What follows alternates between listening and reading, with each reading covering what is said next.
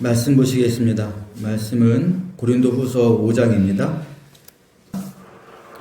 5장 1절부터 5절까지 읽겠습니다. 5장 1절. 만일 땅에 있는 우리의 장막집이 무너지면 하나님께서 지으신 집, 곧 손으로 지은 것이 아니요 하늘에 있는 영원한 집이 우리에게 있는 줄 아느니라.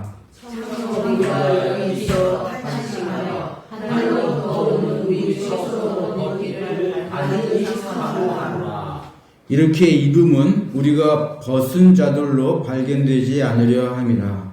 참으로 이 장막에 있는 우리가 짐진 것 같이 탄식하는 것은 벗고자 아니하니라. 오히려 벗고자 하니 죽을 것이 생명의 삼킨 바 되게 하려 함이라. 곧 이것을 우리에게 이루게 하시고 보증으로 성령을 우리에게 주신 이는 하나님이시니라. 아멘. 오늘 고린도후서 5장 1절 말씀은 우리가 성경을 잘못 이해하는 아주 대표적인 말씀입니다.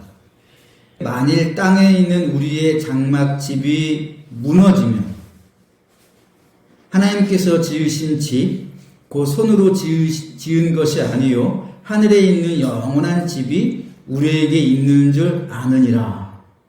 대부분 이 말씀을 어떻게 이해하시냐면 이 땅에서 죽으면 천국 간다, 그렇게 읽어요.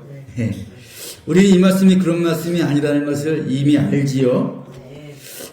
그래도 혹시 모르니까 제가 이제 잘 설명을 드릴게요. 이 땅에서 장막집 그러면 우리 몸이겠죠. 이 땅에 있는 우리의 장막집이 무너지면 하나님께서 지으신 집, 손으로 짓지 않으신 하늘에 있는 영원한 집, 거기에 간다. 이거 100이면 100 다. 내가 이 땅에서 죽으면 천국 간다, 그렇게 이해하는 말씀인데 전혀 그런 말씀이 아닙니다. 2절만 읽어봐도 당장 이상해요. 보세요. 2절 보시면 참으로 우리가 여기 있어 탄식하며 하늘로부터 오는 우리 처소로 덧입기를 간절히 사모한다. 만약 우리가 죽어서 천국 가는 것이라면 천국 가면 끝이잖아요. 뭐가 있어요. 그런데 왜 하늘로부터 오는 처소를 덧입기를 간절히 바란다 그러는지 이 말을 도통 이해하지 못합니다. 그죠? 벌써 이상하죠? 3절 보셔도 그래요. 입는다는 말씀이 계속 나와요. 3절. 이렇게 입음은 우리가 벗은 자들로 발견되지 않으려 함이라. 4절. 우리가 벗고자 함이 아니요 오히려 덧입고자 함이니 죽을 것이 생명에 삼킨 바 되게 하려 함이라. 그죠? 이거는 하늘로부터 뭔가 내려와서 우리가 있기를 소망하는 말씀이지 우리가 이 땅 죽으면 천국 간다, 그런 말씀이 아닙니다. 이게 무슨 말씀이냐? 죽을 것이 생명에 삼킨 바 된다. 죽을 것은 물론 우리 몸이에요. 근데 이게 생명으로 삼킨 바 된다. 근데 그것이 하늘로부터 우리에게 내려오기를 간절히 바란다. 우리는 벗고 있는 겁니다. 이 땅에 살 때 죄 지으면 벗고 있는 거예요. 근데 하늘의 생명이 우리한테 내려오면 우리가 입을 텐데, 결론적으로 말씀드리면 우리가 예수님이 부활하실 때 입으셨던 것처럼 그 부활의 몸, 예수님이 부활하시면서 이전과는 완전히 다른 몸을 입으셨어요. 대표적인 게 뭡니까? 그 제자들과 같이 말씀하시다가 갑자기 훅 사라지시죠? 문을 잠궈놨는데 문을 통과하고 들어오시잖아요. 그죠? 식사도 하시고 걷기도 하시고 똑같이 행동하셨어요. 만질 수도 있고. 그런데 또 안 보이기도 하시고. 그게 바로 예수님이 입으신 부활의 몸인데 그 몸을 우리가 입기를 바란다는 말입니다. 우리가 부활체, 그 몸을 입기를 바란다. 예수님이 육신이 우리하고 똑같았는데 십자가에 달리시면서 그 육신이 죽으셨잖아요. 근데 부활하신 몸은 이전 육신과는 확연히 다른 몸이었어요. 그죠? 그리고 결국엔 하나님 계신 곳으로 또 가시지 않습니까? 그러니까 하늘과 이 땅이 소통되는 몸이었던 거예요. 그 몸이 어디에 있다? 하늘에 우리 몸이 있다는 겁니다. 그 몸이 우리에게 내려져서 우리가 빨리 그 몸을 입기를 소망한다는 말씀이에요. 이제 이야기 쉽게 또 말씀드릴게요. 예를 하나 들면 우리 스마트폰이 있잖아요. 스마트폰이 낡으면 이제 교체하지 않습니까? 액정이 금이 가고 하면 교체할 때가 되면 교체하지 않습니까? 근데 교체할 때 그 안에 있는 연락처하고 중요한 메시지 같은 건 남겨두고 그걸 다운받아가지고 새로 사는 최신 스마트폰에다가 입력하지 않습니까? 그러면 우리가 최신형, 최고 좋은 스마트폰인데 그 내용은 우리가 이전에 갖고 있던 거하고 똑같죠? 그겁니다. 이게 완전히 똑같이 설명한 건 아니지만 그거와 거의 비슷한 겁니다. 그 몸이 지금 하늘에 있다는 겁니다. 우리는 그 몸을 소망하고 있는 거예요. 예수님 재림하셔서 우리가 똑같이 예수님처럼 부활체의 몸을 입기를 소망하며 사는 겁니다. 그 몸 대단한 몸입니다, 여러분. 새 하늘, 새 땅, 새 예루살렘, 새 몸. 거기 들어가야 되잖아요. 그죠? 새 하늘과 새 땅과 새 예루살렘과 새 몸을 입고 영원히 하나님과 함께 왕 노릇하는 곳으로 들어가는 게 이게 소망인 거예요. 그 외에 다른 소망은 여기에 비할 수 있습니까? 없습니까? 그러니까 우리가 사도 바울이 왜 고통스러울 때 그 고통을 다 견뎠어요. 이거 소망이 있으니까. 그 소망 때문에 다 견디는데 뭐라고 얘기합니까? 지금 우리가 이 땅에서 겪는 고통과 고난은 그 소망에 비할 바가 아니다 이렇게 말하지 않습니까? 그 감정까지 우리가 올라가시면 살만한 겁니다. 이 땅에. 아무리 어렵다고 해도 살만한 거고 어려움이 어려운 것으로 안 보이실 거예요. 그 몸이 하늘에 있어요. 창세기에 보면 하나님이 아담과 하와가 죄를 지은 다음에 하나님께서 가지옷을 만들어 주시잖아요. 처음 창조되었을 때 아담과 하와는 벌거벗었지만 부끄럽지 않았어요. 왜냐하면 그 자체로 완벽했습니다. 영원한 생명을 가지고 있었어요. 그런 몸이었어요. 근데 죄를 짓자마자 곧바로 부끄러움을 느낍니다. 그리고 하나님이 찾으시거든요. 어딨냐 너희들. 그러니까 벗은 것이 두려워 숨었다고 하나님께 얘기해요. 예전에는 그 자체가 너무 완벽하고 영을 사는 몸이었기 때문에 굳이 옷 같은 거 거칠 필요가 없었어요. 그 자체로 빛나고 아름답기 때문에 거긴 뭐 부끄럽다, 수치심 그런 거 없는 상태였습니다. 근데 죄를 짓자마자 부끄러움이 그에게 들어와서 완벽한 몸의 상태가 파괴되었죠. 영원한 생명도 없어졌습니다. 그래서 하나님께서 아담과 하와를 내보내시지 않습니까? 에덴 동산에서. 그때 어떻게 하십니까? 가죽 옷을 지어서 입히시고 내보내십니다. 하나님은 그 옷으로 죄로 인하여 찾아온 아담과 하와의 부끄러움을 가리게 하신 것만 아니라 죄의 결과로 하나님을 제대로 볼 수 없는 그 허약한 몸이 그나마 그 옷으로 보호받고 견디게 하신 거예요. 근데 그 옷이 원래 그 완벽한 영생을 누리는 몸하고 비교할 수 있습니까? 그 옷이? 아담과 하와는 옷을 입을 때마다 그랬을 거예요. 점점 늙어가면서 배가 나오고 그 쭈글쭈글해지고 그 뭘로 가립니까? 우리는? 옷으로 가리죠. 옷으로. 자기 몸이 망가지는 것을 옷으로 가리면서 아마 이전에 자신이 갖고 있었던 그 에덴 동산에서의 완벽한 몸을 생각하면서 눈물을 흘렸을지 모르겠어요. 내가 왜 이런 몸을 갖고 이런 짐승의 옷을 걸치고 있는가.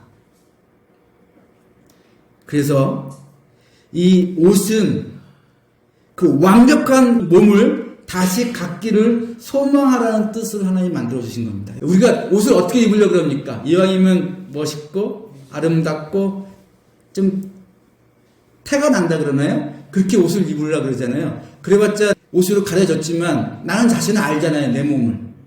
우리는 옷 입을 때보다 뭘 생각하는 겁니까? 하늘에서 하나님이 손으로 지으시지 않은 그 몸을 덧입기를 소망하는 겁니다. 그래서 창세기 맨 처음에 이렇게 나와 있는 거예요. 하나님이 옷을 만들어 주셨다. 옷도 우리한테 그 몸을 기대하는 상징인 겁니다. 자, 그래서 이런 느낌으로 한번 읽어보세요. 하나님께서 지으신 집, 손으로 짓지 않은 하늘에 있는 영원한 집. 2절. 하늘로부터 오는 우리 처소를 덧입기를 간절히 사모한다. 4절. 그 몸을 입으면 죽을 것이 생명의 삼킨 바 되게 하려 함이라. 그 몸을 입으면 우리가 얼마나 좋을까. 근데 5절이 중요해요.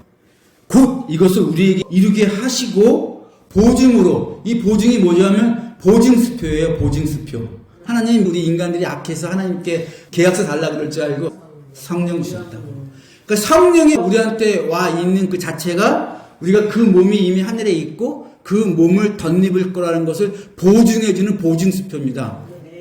성령이 오시면 우리는 두 가지로 알 수 있어요. 첫 번째는 고린도전서 12장 3절에 나와 있는 말씀인데, 성령으로 아니하고는 누구든지 예수를 주시라 할 수 없느니라. 그러므로 성령이 있는 사람만 예수님을 주님, 구주, 그리고 예배에 참석할 수 있습니다. 성령이 이미 있다는 한 가지 증거입니다.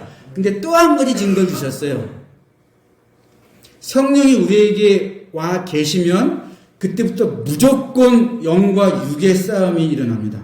왜냐하면 성령은 생명이시기 때문에 생명이 우리한테 들어오면 우리 죽었던 몸이 당장 생명과 싸움이 일어납니다. 제가 예를 들면 이런 거죠.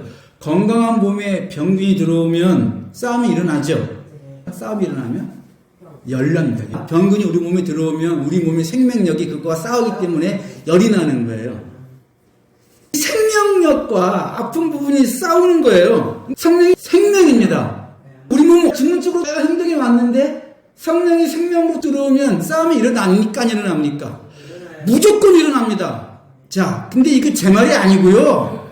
성경에 성령이 나오는 부분을 찾아보시면 바로 아래 무조건 육체와 성령이 싸운다는 부분이 같이 나옵니다. 신약 성경에 성령에 대해서 강조하는 부분이 중요한 본문이 몇 군데가 있는데 그 모든 본문이 다 성령이 나오자마자 바로 밑에 네 육체와 성령이 싸운다는 말을 꼭 첨가한다고요. 성령이 나한테 있다는 증거가 내가 지금 싸우고 있느냐 이걸 보시면서 아는 거예요. 제가 성경을 읽어드릴게요. 예수를 죽은 자 가운데 살리신 이의 영 성령이 너희 안에 거하시면 그의 영으로 말미암아 너희 죽을 몸도 살리시리라. 그러므로 형제들아 우리가 빚진 자로 돼 육신에게 져서 육신대로 살 것이 아니니라. 너희가 육신대로 살면 반드시 죽을 것으로 돼 성령으로서 몸의 행실을 죽이면 살리니. 성령이 나오자마자 육신을 죽여라 딱 나오잖아요. 오늘 본문도 마찬가지예요. 오늘 보면 너희가 예수님과 같은 그 몸을 받을 것을 소망해라. 근데 그 보증으로 의심하지 말고 성령으로 확신을 가져라. 그러고 나서 우리가 믿음으로 행하고 보는 것으로 행하지 아니한다. 우리는 몸으로 있든지 떠나 있든지 주를 기쁘시게 하는 자가 되기를 힘쓰노라. 그리고 10절 보세요. 다 같이 읽겠습니다. 10절 시작. 이는 우리가 다 반드시 그리스도의 심판대 앞에 나타나게 되어 각각 선악간에 그 몸으로 행한 것을 따라 받으려 함이라. 성령을 줬으니까 너는 성령을 따라서 육신과 싸우는 일을 지금부터 해야 돼. 그래서 그리스도의 심판대에서 판단받을 때 핑계대지 마. 이 말입니다. 제가 또 유명한 말씀 읽어드릴게요. 내가 이르노니 너희는 성령을 따라 행하라. 그리하면 육체의 욕심을 이루지 아니하리라. 육체의 소욕은 성령을 거스리고 성령은 육체를 거스리나니 이 둘이 서로 대적함으로 너희가 원하는 것을 하지 못하게 하려 함이니라. 육신은 성령을 거역해서 성령이 원하는 걸 못하게 하려고 전력 질주를 하고, 성령은 육체가 욕심 부리는 걸 못하게 하려고 성령의 능력으로 육신을 억누르기 때문에 이 둘의 싸움은 불꽃튀기입니다. 또 읽어드릴게요. 하나님의 성령을 근심하게 하지 말라. 그 안에서 너희가 구원의 날까지 보증수표를 받았느니라. 제가 약간 풀어서 설명해 드리는 거예요. 그러므로 너희는 모든 악독과 노함과 분냄과 수근수근 떠드는 것과 비방하는 것을 모든 악의를 가지고 있는 것을 버리고 서로 친절하게 하며 불쌍히 여기며 서로 용서하기를 하나님이 그리스도 안에서 너희를 용서하심과 같이 하라. 아멘. 성령 나오면 싸움은 무조건 일어나니까 우리가 예수님을 주님이라고 부르는 순간부터 곧바로 이 싸움에 진입합니다. 늘 이 싸움에 이겼으면 좋겠어요. 저도요. 질 때가 있죠. 어쩔 수 없습니다. 마지막까지 계속 이 싸움을 끌고 나가야 됩니다. 우리의 씨름은 혈과 육을 상대하는 게 아니기 때문에 그렇습니다. 통치자들과 권세들과 이 어둠의 세상 주권자들과 하늘에 있는 악한 영을 너희가 상대한다. 구원의 투구와 성령의 검, 곧 하나님의 말씀을 가지고 싸우라.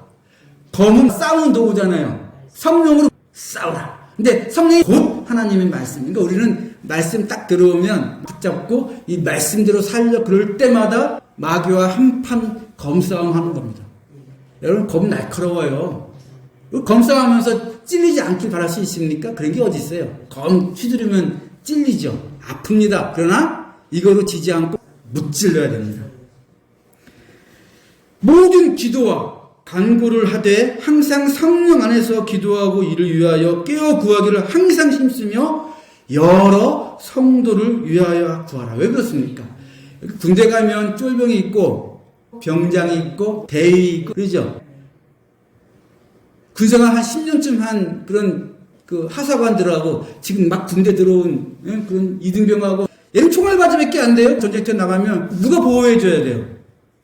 하사관이 보호해줘야죠. 장교가 보호해줘야죠. 그래서 여러 성도를 위하여 구하라. 지금 치열하게 싸우고 있는 분들이 있는데 편편이 깨지고 있는 거야. 모든 기도와 간구를 하되 항상 성령 안에서 기도하고 이를 위하여 깨어 구하기를 항상 힘쓰며 여러 성도를 위하여 구하라. 왜? 쫄병들이 있으니까. 펀펀이 깨지는 사람들이 있으니까. 하나님에 대한 경험이 있고 능력을 받은 적이 있고 간증할 거리가 넘쳐? 그러면 잘 싸우고 있구나.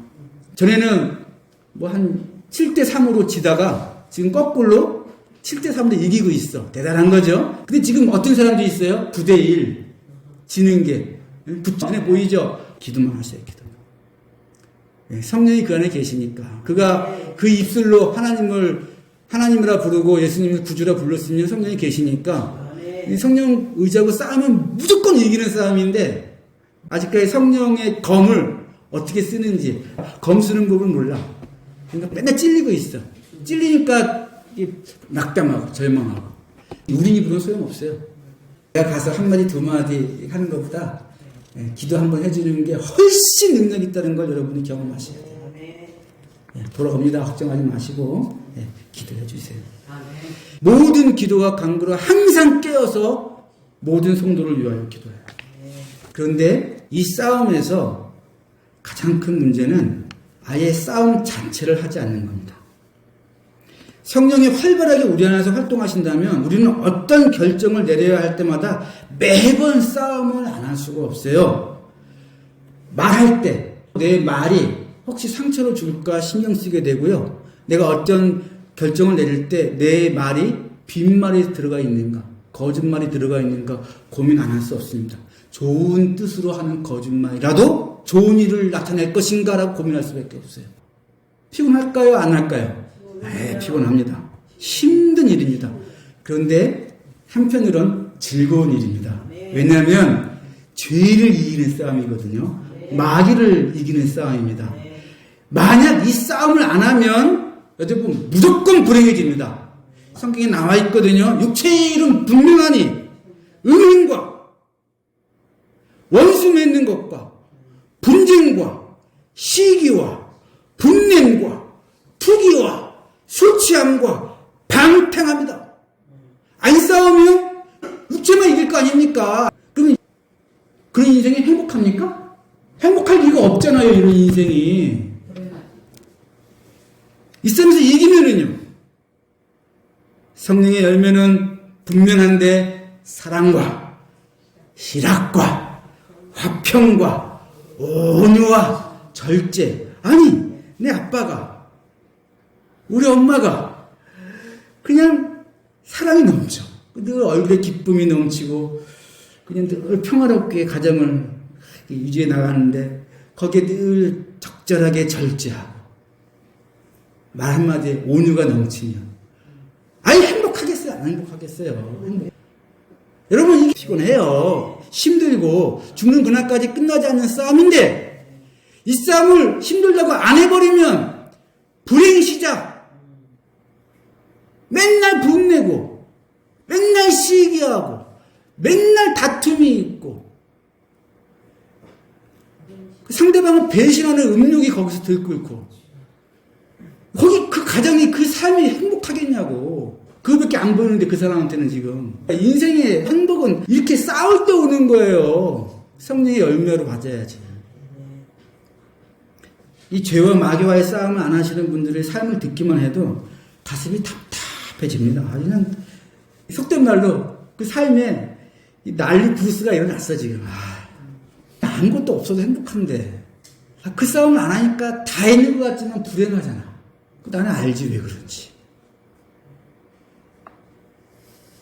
제가 이번에 어떤 까다로운 분이야. 왜 까다롭냐면 말이 달라집니다.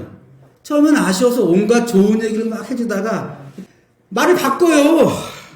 지난 금요일날 아주 중요한 결정을 하는 날이었는데 이분이 갑자기 자기 대학 나온 얘기를 막 하고 있어. 이렇게 얘기해요. 제가 이제 숭실대 아래쪽에 있는 대학 나왔습니다. 그러더라고. 거기는 총신대밖에 없습니다. 제가 그 대학교 신학대학원 나와갖고 목사 안수 받았거든요. 제가 설마 뭐지? 아무 말도 안 하고 있었어요. 근데 자기가 총신대 나왔다 그러는 거예요. 거기 딱 들고서 그 신학대학인데 거기 나오셨어요? 그랬더니 자기가 깜짝 놀라더라고요. 총신대 그러면 아시는 분은 아시지만 모르시는 분은 몰라요. 총신대가 신학대학교인지. 그러더니 제가 물어봤죠. 어느 과 나오셨습니까? 그랬더니 교육과 나왔대. 종교교육과밖에 없어요 거기는. 내가 그래서 종교교육과 나오셨어요? 그때 또 깜짝 놀랐죠. 일반인들은 모르는 얘기를 제가 2번이나 한 거 아닙니까? 근데 그걸 어떻게 아세요? 그러더라고요. 그러니까 옆에 이제 있던 사람이 이분이 목사님이에요. 제가 또 깜짝 놀랐죠. 그 말 하는 바람에. 왜 제가 놀랐겠습니까? 사실 이 말이 자꾸 바뀌어지니까 얼굴 붉힐 일이 몇 번 있었거든요. 근데 제가 그때 얼굴 붉히지 않았습니다. 이렇게 웃는 얼굴로 웃으면서 넘어갔어요. 제가 만약 그때 얼굴을 붉히고 언성을 높였으면 어떻게 할 뻔했습니까? 여하튼 왜 신학대학원 안 가셨습니까? 종교교육과 나오면 거의 99%는 다 신학대학원 가서 목사 안수 받으시거든요. 딱 한마디 하더군요. 죄 짓는 게 많아서 포기했습니다. 이러고 딱 닫더라고요, 입을. 이분이 목숨만 포기한 게 아니라 죄와 싸우는 것도 포기해서 그 후 평생을 예수님과 상관없는 삶을 사신 겁니다. 신학교까지 가신 분인데 딱 끝나고 나서 이분 저한테 물으시더라고요. 여기서 이 일을 왜 하시는 겁니까? 물어봐요, 저한테. 제가 제 얘기도 했습니다. 간단하게. 저도 하나님의 은혜에 제가 놀라고 있습니다. 이렇게 말씀드렸습니다. 제가 왜 이 말씀 드리는지 아시겠죠? 성령이 오시면 입술로 예수님을 주님으로만 고백하는 것이 아니라 마땅히 싸워야 될 싸움이 그때부터 주어지는데 그 싸움을 포기하면 어떻게 되는지 제가 실물을 본 것 같아요. 지금 하시는 일도 차마 입에 담기 힘든 일을 하고 계세요.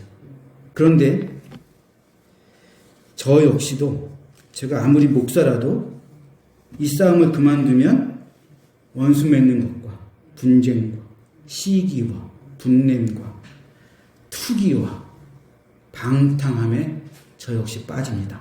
싸움을 그만두는 순간 예외 없습니다. 얘기했잖아요. 성령은 마귀를, 마귀는 성령을 막 대적하고 있다고요. 근데 한쪽이 싸움을 그만두면 잡아먹을 거 아닙니까? 거기에 행복은 없어요, 여러분. 거기에 진짜 인간다운, 사람다운 행복은 있을 수가 없어요. 자신을 돌아보십시오. 일단 말씀 들으셨으니까. 그리고 주변에 이 싸움을 포기하신 분들이 보이시면 도와주십시오. 그래야 하늘에 예비되어져 있는 그 몸을 받을 수 있습니다. 기도하시겠습니다.